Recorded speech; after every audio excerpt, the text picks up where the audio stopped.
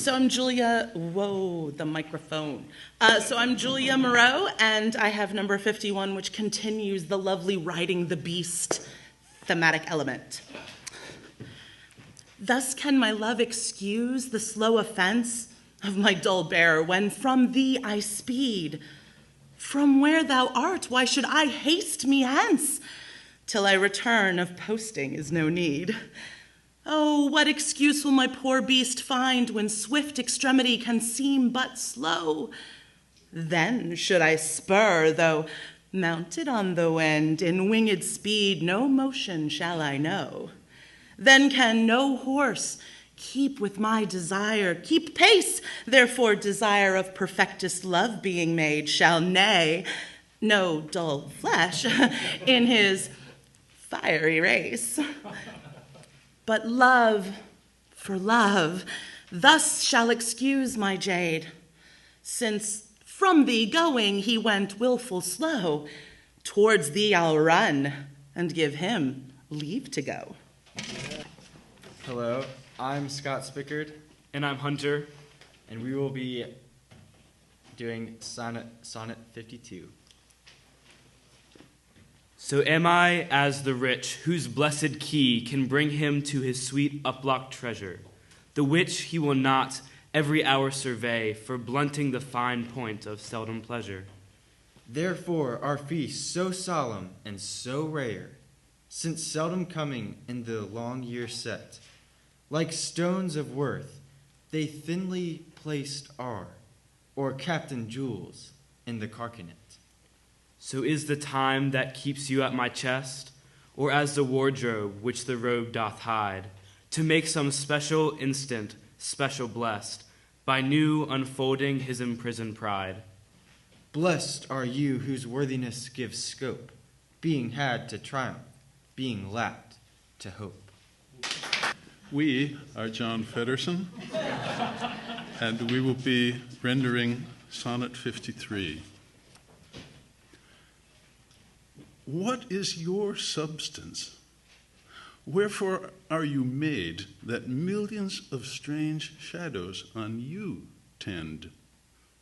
Since everyone hath, one shade, and you but one can every shadow lend. Describe Adonis, and the counterfeit is poorly imitated after you. On Helen's cheek all art of beauty set, and you in Grecian tires are painted new. Speak of the spring, and foison of the year.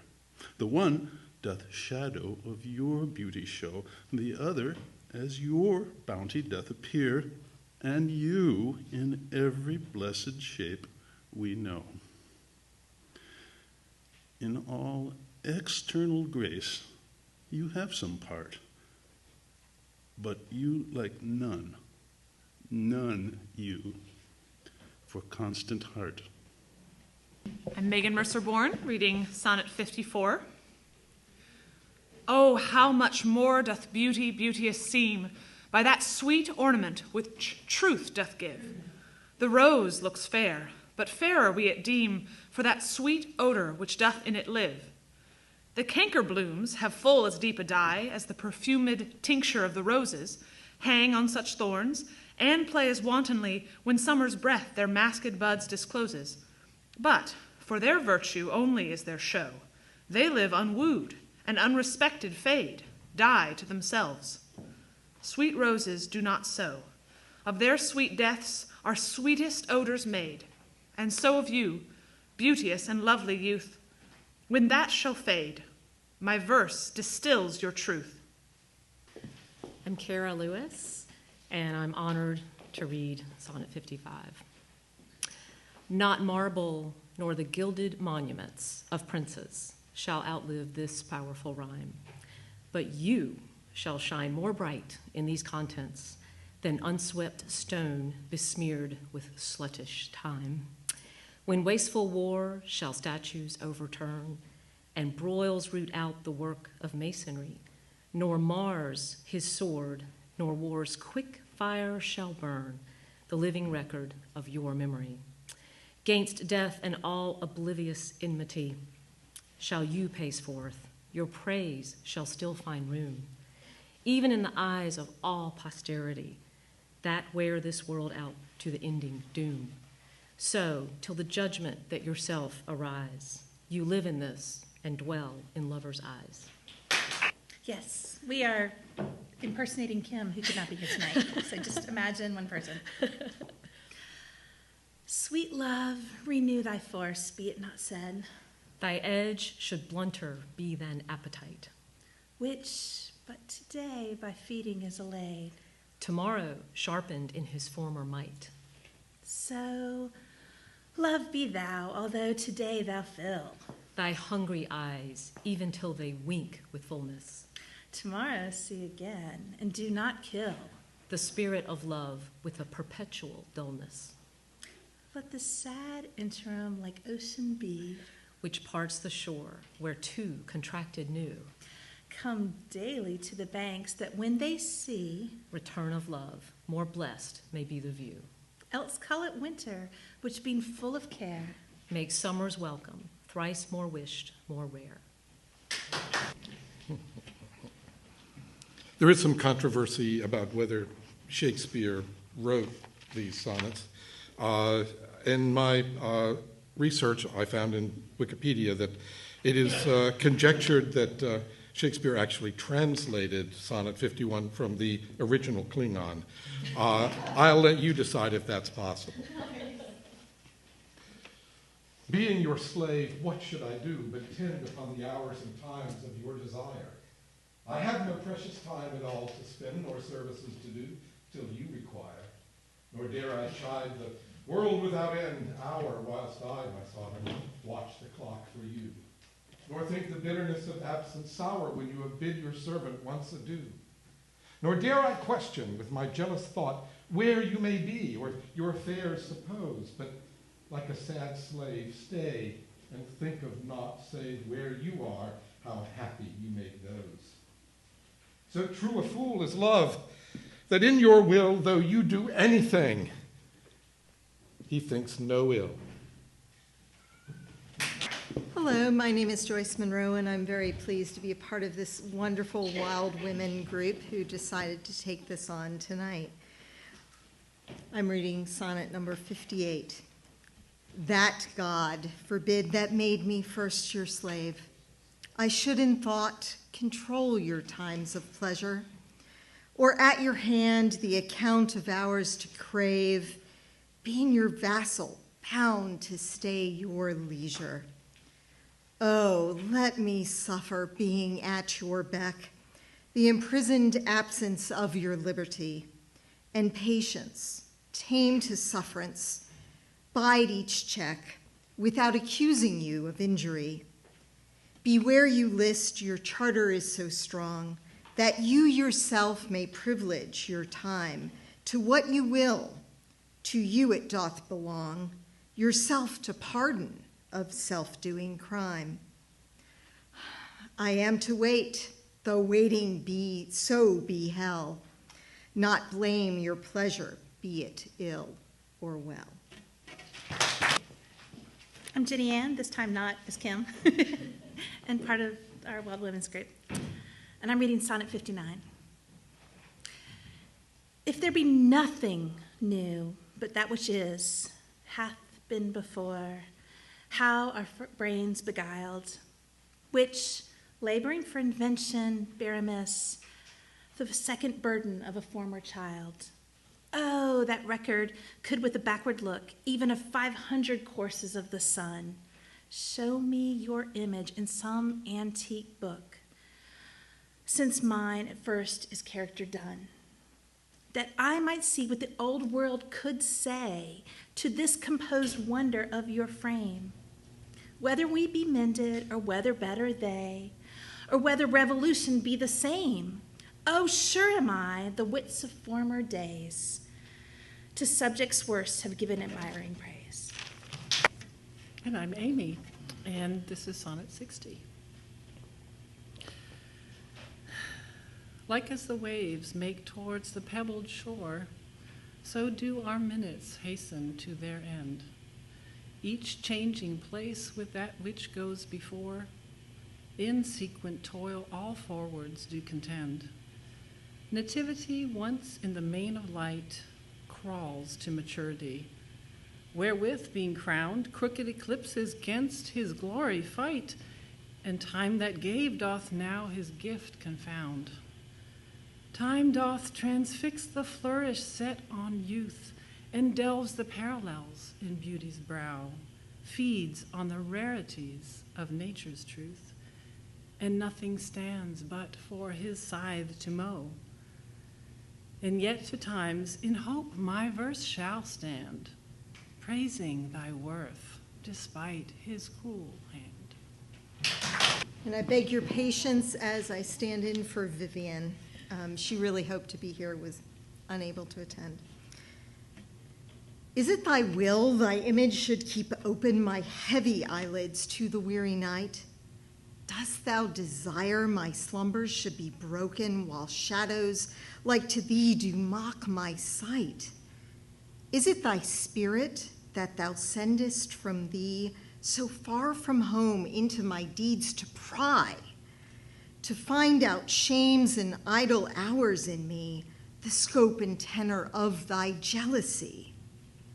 Oh no, thy love, thou much, is not so great. It is my love that keeps mine eye awake, mine own true love that dost my rest defeat, to play the watchman ever for thy sake. For thee watch I, whilst thou dost wake elsewhere, from me far off with others all too near. I didn't realize that copies of the poems would be made available to us, so I brought my own. As my wife said, "Oh, I didn't realize it was BYOB, bring your own bard."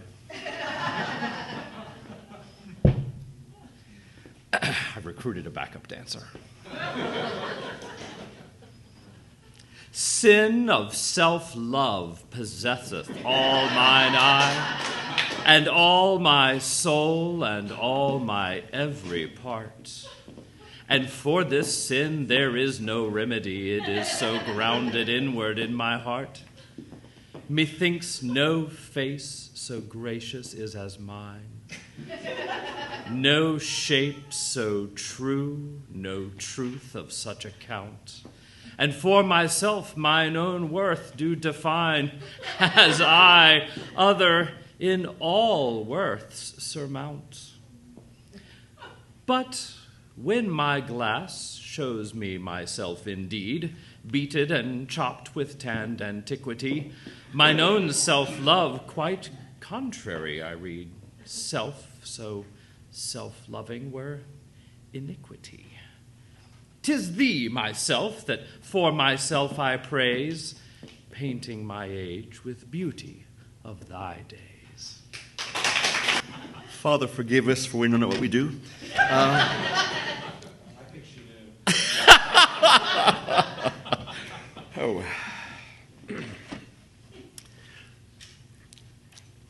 Sonnet 63. Against my love shall be as I am now, with time's injurious hand crushed and overworn. When hours have drained his blood and filled his brow with lines and wrinkles, when his youthful morn hath travelled on to age's steepy night, and all those beauties whereof now he's king are vanishing or vanished out of sight, stealing away the treasure of his spring. For such a time do I now fortify against confounding age's cruel knife, that he shall never cut from memory my sweet love's beauty, though my lover's life. His beauty shall on these black lines be seen, and they shall live, and he in them still green. I'm sure you recognize that was not an insult. Sonnet 64.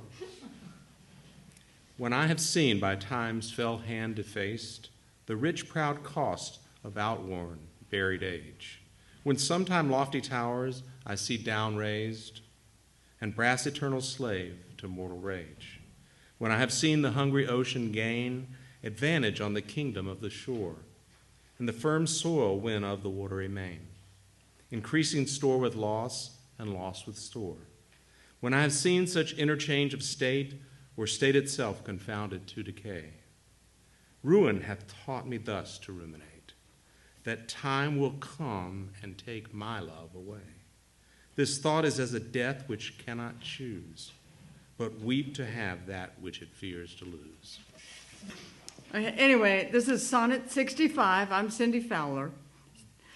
Since brass nor stone nor earth nor boundless sea, but sad mortality o'ersways their power, how with this rage shall beauty hold a plea, whose action is no stronger than a flower?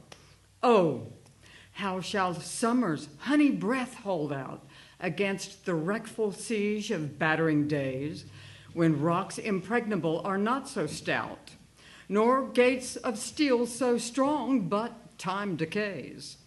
O fearful meditation, where, alack, shall time's best jewel from time's chest lie hid, or what strong hand can hold his swift foot back, or who his spoil of beauty can forbid? Oh, none, unless this miracle have might, that in black ink my love may still shine bright. Hi, I'm Lydia again. It's number 66. Tired with all these, for restful death I cry, as to behold desert, a beggar born, and needy nothing trimmed in jollity, and purest faith unhappily forsworn, and gilded honor shamefully misplaced, and maiden virtue rudely strumpeted, and right perfection wrongfully disgraced, and strength by limping sway disabled, and art made tongue-tied by authority, and folly doctor-like controlling skill, and simple truth miscalled simplicity, and captive good attending captain ill.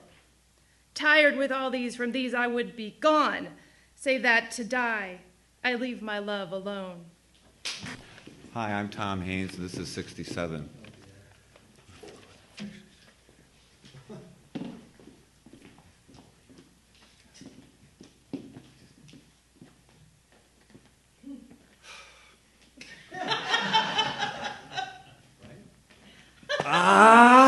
Wherefore with infection should he live?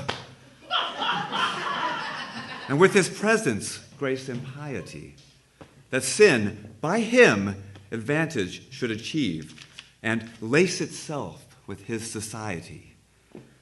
Why should false painting imitate his cheek, and steal dead seeming of his living hue?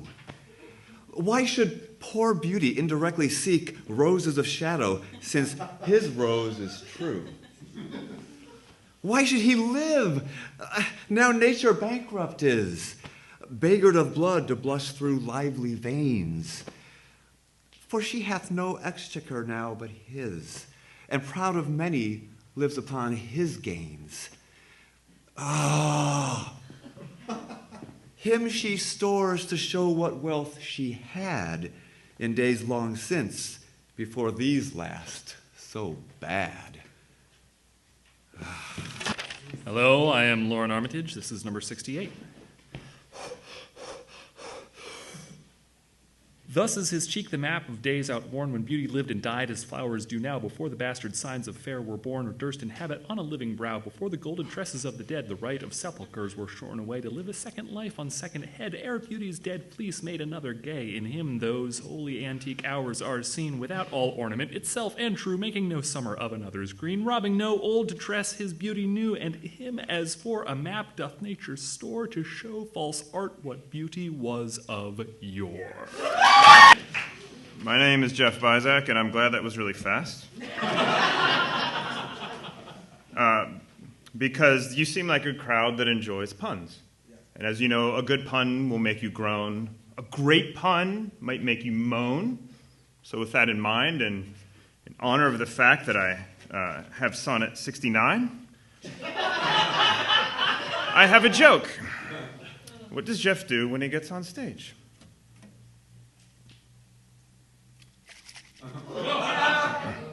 He shakes Shakespeare. I like it. It was like a wave that went through the room.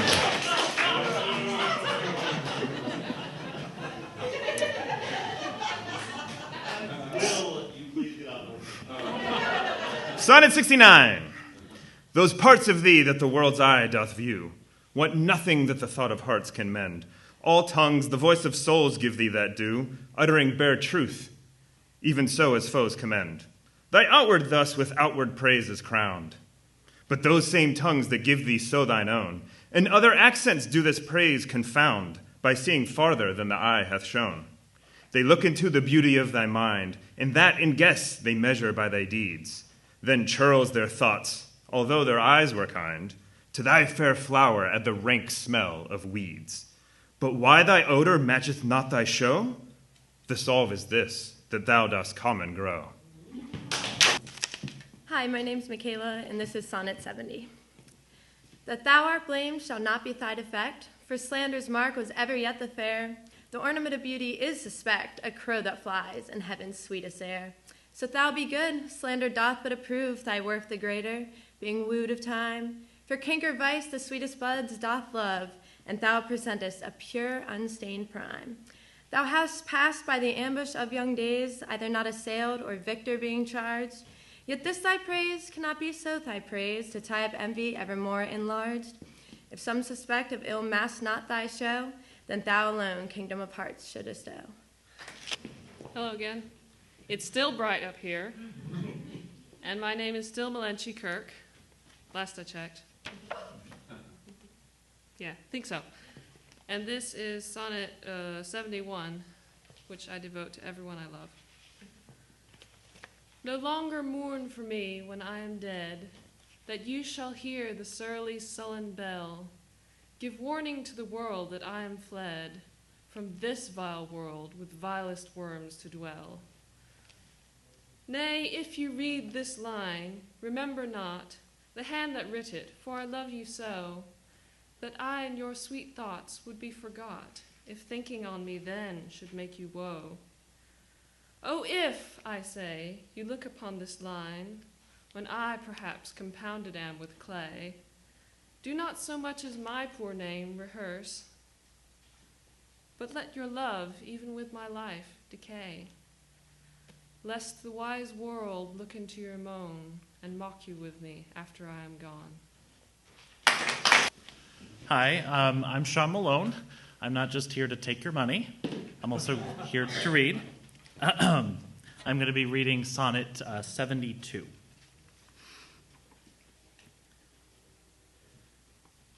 Oh, lest the world should task you to recite what merit lived in me, that you should live after my death, dear love.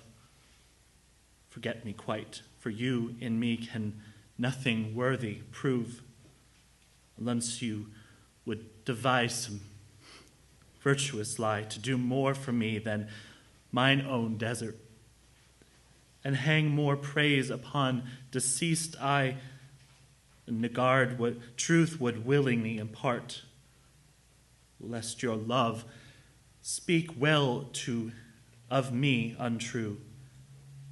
My name is buried where my body is, and live no more to shame nor me or you. For I am shamed by which I bring forth, and so should you, to love things nothing worth. Hi, my name is Marvin Hunt, and this is for McKayla Wabalas, who did a better job with this poem than I've done. 73. That time of year thou mayest to me behold, when yellow leaves, or none, or few, do hang upon those boughs that shake against the cold, bare ruined choirs where late the sweet birds sang.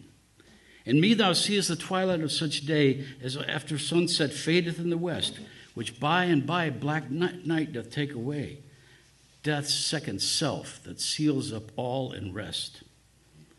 In me thou seest the glowing of such fire, that on the ashes of his youth doth lie, as the deathbed whereon it must expire, consumed with that which it was nourished by.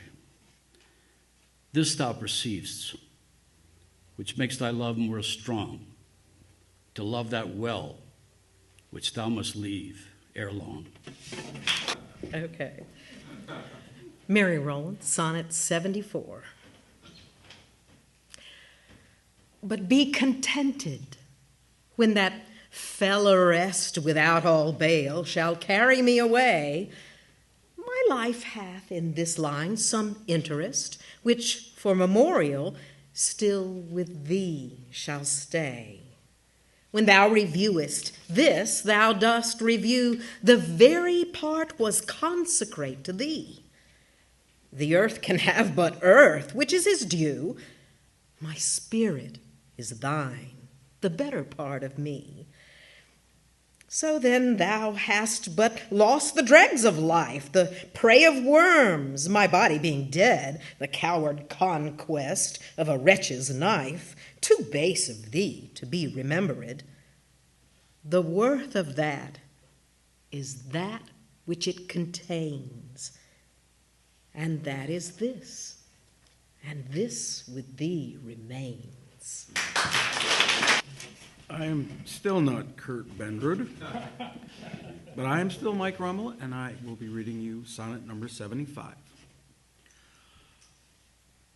So are you to my thoughts as food to life, or as sweet seasoned showers are to the ground. And for the peace of you I hold such strife, as twixt a miser and his wealth is found. Now proud as an enjoyer and Anon, doubting the filching age will steal his treasure.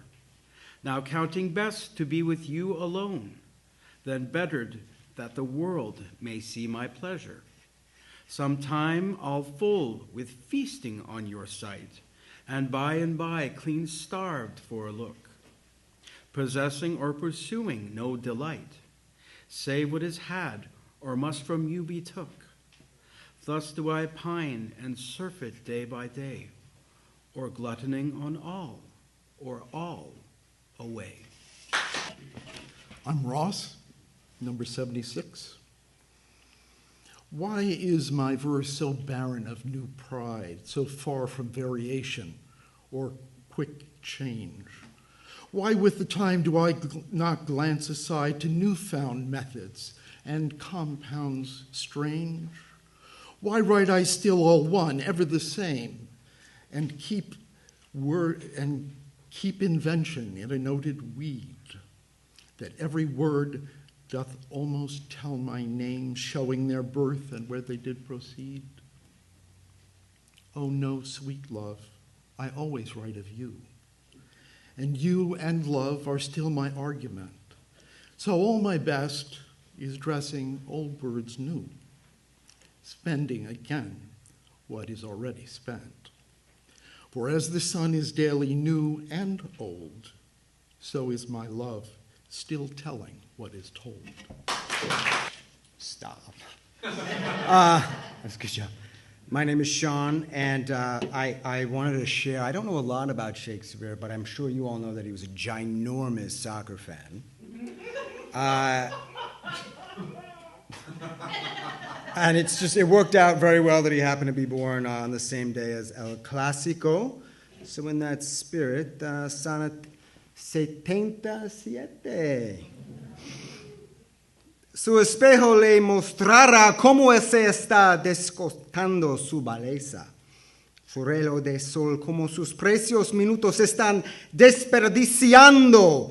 Las páginas en blanco registrarán sus pensamientos y usted puede aprender esto de su cuaderno.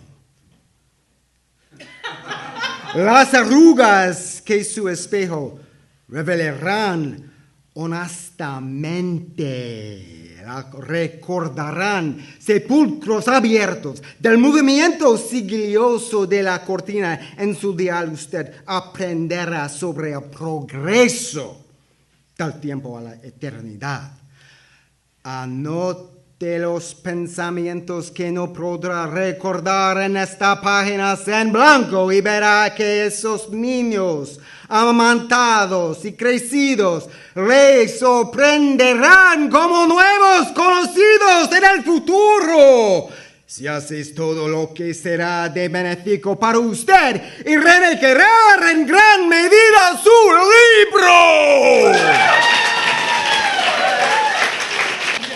Should I translate that? Yeah. All right. So this is more for the purists. Where's Mr. Hunt? And for my people. For my people and the purists. Sonnet 77. Thy glass will show thee how thy beauties wear. Thy dial how thy precious minutes waste.